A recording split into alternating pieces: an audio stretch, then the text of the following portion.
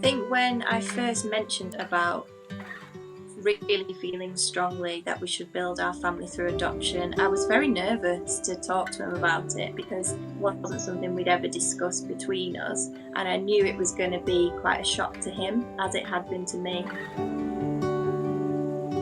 And I was quite bowled over actually, and I didn't really know what to say. What started with me having a lot of questions, what if this and what if that, all negative.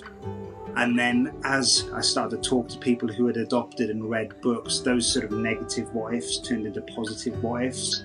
What if actually we can make a difference? What actually if we can have an impact on this child's future, whoever that may be? So it was a real heart turnaround and a heart change. And one Christmas Eve, I was able to say this is something that I really, really feel is right for us. I felt really strongly to adopt, but I also specifically felt a very strong pull to adopt a child with Down syndrome. And I think my reasons for that were I'd worked as a support worker many years ago, worked with a lot of people with Down syndrome and just saw them as incredible people. And one of the quotes that really inspired me as I did my research was Mother Teresa, who said that loneliness and the feelings of being unwanted and unloved are the greatest poverty.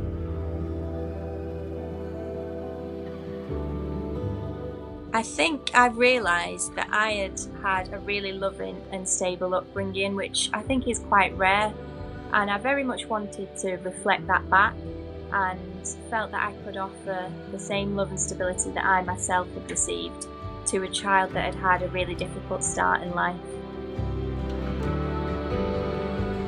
The day that we got the phone call about our daughter was one I think we'll never forget. We found out that she was 4 days old. She was tiny, absolutely tiny.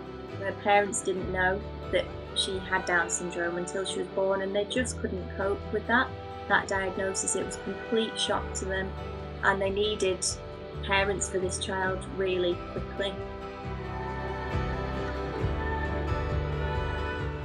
Often people will say, I just don't think I could love a child that wasn't biologically mine.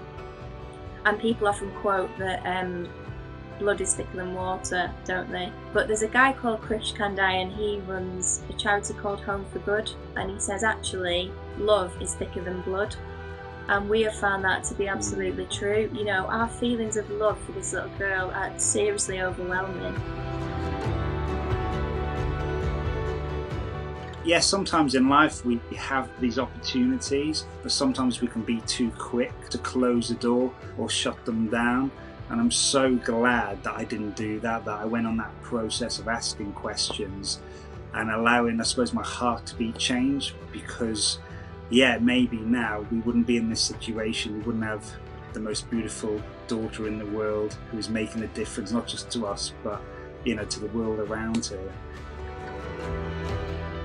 I think it's really important to note that we are not heroes in this story. We have not come in and rescued this child, and we don't see it like that. We just see it like our lives have all come together and it's right, and what she brings to us is more than what we give to her.